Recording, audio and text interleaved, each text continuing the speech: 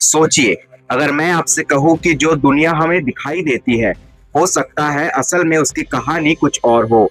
ये मोबाइल, ये कैमरा, हमारा शरीर, धरती, चाँद और आसमान में मौजूद करोड़ों तारे, क्या ये सब वास्तव में वैसे ही हैं, जैसे हमें दिखाई देते हैं?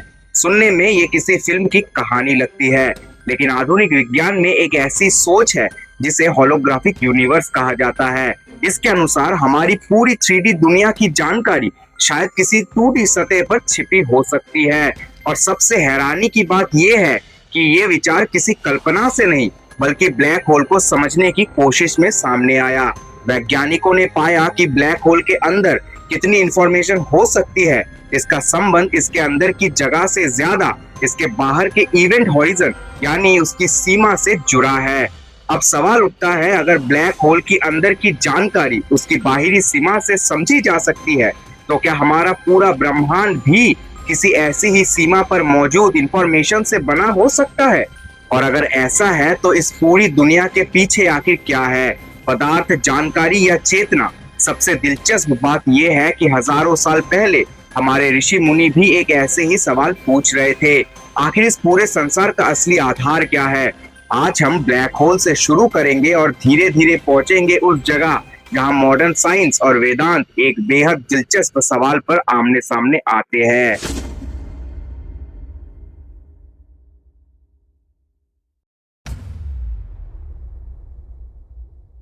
सबसे पहले समझते हैं कि ब्लैक होल हमें ऐसा क्या सिखाता है जिसने साइंस की पूरी सोच को एक नया मोड़ दे दिया।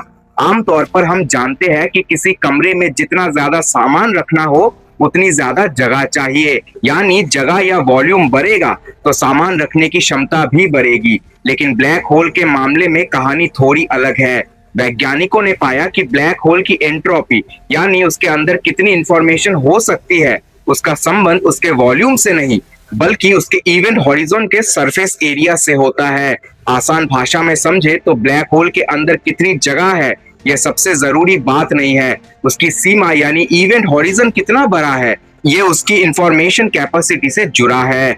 और यही से एक बहुत बड़ा सवाल पैदा होता है, अगर किसी ब्लैक होल के अंदर मौजूद इंफॉर्मेशन को उसकी बाहरी सीमा से जोड़ा जा सकता है, तो क्या नेचर का कोई बड़ा नियम भी ऐसे ही हो सकता है? क्या हमारी पूरी 3D दुनिया की इंफॉर्मेशन भी किसी 2D बाउंड्री पर मौजूद हो सकती है? और यही सवाल आगे चलकर हमें लेकर जाता है होलोग्राफिक यूनिवर्स के बेहद रहस्यमय विचार की तरफ। अब सवाल है कि आखिर होलोग्राम क्या होता है? इसे बेहद आसान तरीके से समझते हैं।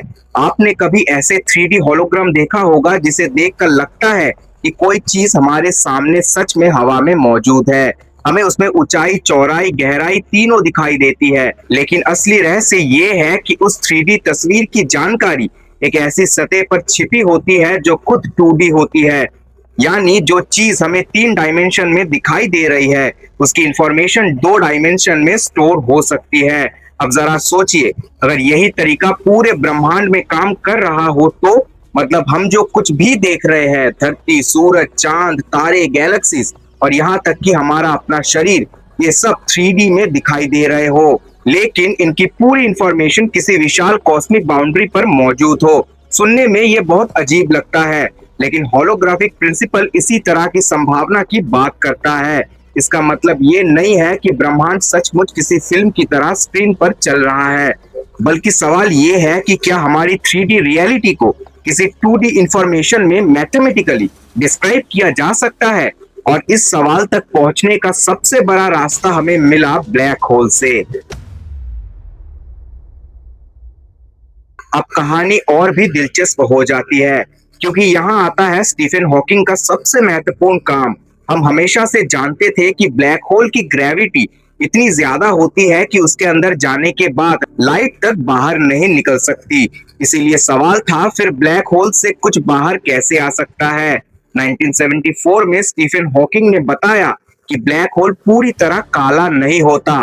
क्वांटम फिजिक्स के कारण ब्लैक होल से एक तरह की रेडिएशन निकल सकती है जिसे हम हॉकिंग रेडिएशन कहते हैं। इसका मतलब है कि ब्लैक होल धीरे धीरे अपनी एनर्जी खो सकता है और बहुत लंबे समय के बाद खत्म हो सकता है। लेकिन यही एक बहुत बड़ी समस्या खड़ी हो गई।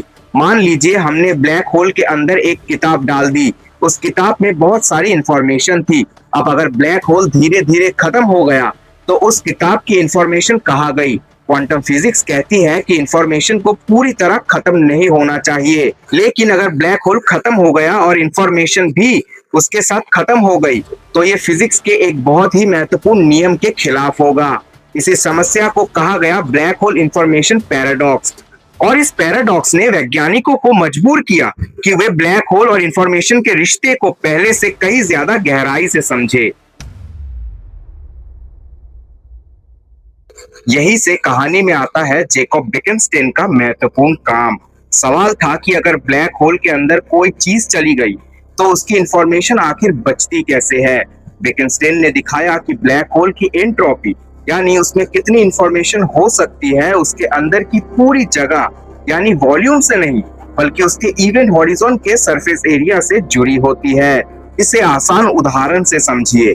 अगर आपके पास दो डिब्बे हैं तो सामान्य तौर पर हम कहेंगे कि जिस डिब्बे के अंदर ज्यादा जगह होगी उसमें ज्यादा सामान रखा जा सकता है, लेकिन ब्लैक होल के मामले में इंफॉर्मेशन की सीमा उसके अंदर की जगह से नहीं बल्कि उसकी बाहरी सीमा के एरिया से जुड़ी होती है।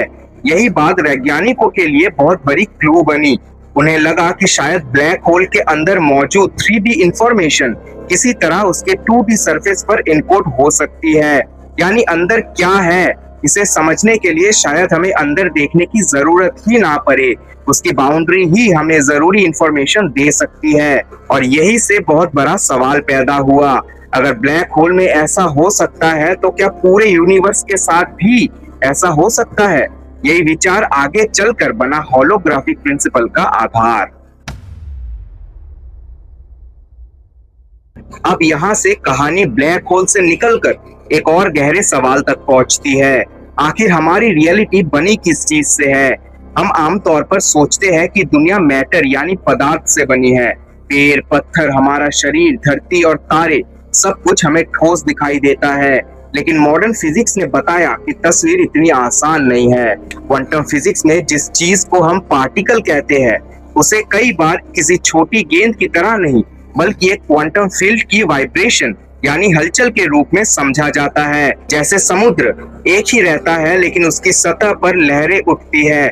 लहर समुद्र से अलग कोई नई चीज नहीं है, वो उसी समुद्र की एक हलचल है। उसी तरह पार्टिकल को भी फील्ड की एक वाइब्रेशन की तरह समझा जा सकता है, और यही से इंफॉर्मेशन का विचार बहुत महत्वपूर्ण हो जाता है। फिजिसिस्ट जॉन व्हीलियर ने एक प्रसिद्ध विचार दिया, इट फ्रॉम बिट। आसान भाषा में कहे तो जो फिजिकल दुनिया हमें दिखाई देती है उसके पीछे इंफॉर्मेशन की भूमिका बहुत गहरी हो सकती है। बिल्कुल वीडियो गेम की तरह हमें स्क्रीन पर पहाड़, नदी और इंसान दिखाई देते हैं, लेकिन पीछे सब कुछ कोड और इंफॉर्मेशन से चल रहा होता है। सवाल अब ये है कि क्या हमारी पूरी रियलिटी के पीछे भी कोई ऐसी गहरी इंफॉर्मेशन मौजूद है, और अगर है तो वो इंफॉर्मेशन आखिर आती कहाँ से है? अब यहाँ से सवाल और भी गहरा हो जाता है। अगर हमारी फिजिकल दुनिया के पीछे इंफॉर्मेशन की कोई फंडामेंटल भूमिका है तो फिर सवाल उठता है उस इंफॉर्मेशन के पीछे आखिर क्या है। और सबसे बड़ा सवाल है कॉन्शियसनेस यानी चेतना कहाँ से आती है। उदाहरण के लिए हम एक लाल सेब देख सकते हैं। साइंस हमें बता सकती है कि सेब से किस वेवलेंथ की लाइन हमारी आंखों तक पहुंची, आंख और ब्रेन ने उस सिग्नल को कैसे प्रोसेस किया और हमें वो सेब लाल क्यों दिखाई देता है। लेकिन एक सवाल फिर भी बच जाता है, लाल रंग को देखने का अनुभव आखिर होता कैसे है? यानी बाहर से आने वाली इंफॉर्मेशन हमारी अंदर एक पर्सनल एक्सपीरियंस में कैसे बदल जाती है। इसे समझना कॉन्शियसनेस की सबसे बड़ी पहलियों में से एक है। इसी समस्या को फिलोसोफर डेविड चाल्मर्स ने हार्ड प्रॉब्लम ऑफ कॉन्शियसनेस कहा। अब यहाँ दो बड़ी पॉसिबिलिटी सामने आती है। पहली, कॉन्शियसनेस सिर्फ मैटर और ब्रेन से पैदा होती है, और दूसरी, कॉन्शियसनेस रियलिटी की कोई ज्यादा फंडामेंटल चीज हो सकती है जो मैटर से भी पहले मौजूद हो। मॉडर्न साइंस के पास अभी इसका अंतिम जवाब नहीं है, लेकिन हजारों साल पहले भारतीय दर्शन ने इसी सवाल को एक अलग तरीके से पूछा था, क्या चेतना इस पूरे जगत का आधार हो सकती है? और यही से हमारी कहानी साइंस से निकलकर वेदांत की तरफ बढ़ती है। अब आते हैं उस विचार पर जिसे भारतीय दर्शन हजारों वर्षों से समझने की कोशिश करता रहा है। इस पूरे संसार का असली आधार क्या है? वेदांत कहता है कि जो कुछ हमें दिखाई देता है उसके पीछे एक अंतिम सत्य है जिसे ब्रह्म कहा गया है। यहाँ ब्रह्म का मतलब किसी एक देवता या किसी इंसानी रूप वाले भगवान की नहीं है, बल्कि उस मूल वास्तविकता से है जिससे पूरा अस्तित्व जुड़ा हुआ है। उपनिषदों में ब्रह्म को समझने के लिए सत्य, चित्त और आनंद जैसे शब्दों का प्रयोग किया जाता है। आसान भाषा में सत्य यानी अस्तित्व, चित्त यानी चेतना और आनंद यानी पूर्णता। अब ध्यान देने वाली बात यह है कि वेदांत में चेतना को केवल हमारे दिमाग की एक्टिविटी मानकर बात खत्म नहीं की जाती, बल्कि यही सवाल पूछा जाता है कि अगर हम हर अनुभव, हर विचार और हर चीज को जान सकते हैं तो वो कौन है जो इन सब को जान रहा है? अद्वैत वेदांत आगे कहता है कि ये ब्रह्म और जगत दो बिल्कुल अलग अलग अंतिम वास्तविकताएं नहीं है। जगत उसी मूल सत्य की अभिव्यक्ति के रूप में दिखाई देता है। यही विचार आधुनिक होलोग्राफिक प्रिंसिपल के साथ एक दिलचस्प दार्शनिक तुलना का रास्ता खोलता है, लेकिन यहाँ सावधानी जरूरी है। होलोग्राफिक प्रिंसिपल ने ब्रह्म को साबित नहीं किया है। समानता केवल इतनी है कि दोनों हमें एक गहरे सवाल की ओर ले जाते हैं, जो दुनिया हमें दिखाई देती है उसके पीछे आखिर अंतिम रियलिटी क्या है? अब सबसे बड़ा सवाल, क्या मॉडर्न साइंस ने आखिर वही बात साबित कर दी है जो वेदांत हजारों साल पहले कह चुका था? इसका जवाब है, इतनी जल्दी ऐसा दावा करना सही नहीं होगा। होलोग्राफिक प्रिंसिपल एक आधुनिक साइंटिफिक आइडिया है जो ब्लैक होल्स, क्वांटम फिजिक्स और ग्रेविटी को समझने की कोशिश से सामने आया है। वही वेदांत एक बहुत पुरानी फिलोसॉफिकल ट्रेडिशन है जिसका सवाल है अस्तित्व की अंतिम सच्चाई क्या है और चेतना का स्वरूप क्या है। दोनों की भाषा और तरीका अलग है। साइंस प्रयोग, ऑब्जर्वेशन और मैथमेटिक्स के जरिए रियलिटी को समझती है, जबकि वेदांत आत्मचिंतन और दर्शन के जरिए। लेकिन दिलचस्प बात यह है कि दोनों एक बहुत गहरे सवाल के आसपास पहुंचते हैं। क्या जो हमें दिखाई देता है वही रियलिटी की आखिरी परत है? मॉडर्न फिजिक्स हमें बताती है कि मैटर की हमारी सामान्य समझ के पीछे क्वांटम फील्ड्स, मैथमेटिक्स और इंफॉर्मेशन जैसे गहरे कॉन्सेप्ट्स हैं। वही वेदांत कहता है कि दिखाई देने वाला जगत अंतिम सत्य नहीं, बल्कि उसके पीछे एक मूल आधार है। इसीलिए ये कहना ज्यादा सही होगा कि साइंस ने वेदांत को साबित नहीं किया है, लेकिन दोनों के सवालों में एक रोचक समानता जरूर दिखाई देती है। और शायद यही सबसे खूबसूरत बात है। साइंस बाहर की दुनिया को समझते समझते रियलिटी के मूल तक पहुंचना चाहती है, जबकि वेदांत भीतर की खोज से उसी अंतिम रियलिटी को समझने की कोशिश करता है। तो दोस्तों, आज की इस पूरी यात्रा में हमने ब्लैक होल से शुरुआत की और पहुंच गए एक ऐसे सवाल तक जो शायद इंसान के सबसे पुराने सवालों में से एक है। आखिर ये पूरा ब्रह्मांड बना किससे है? क्या मैटर ही सबसे मूल है?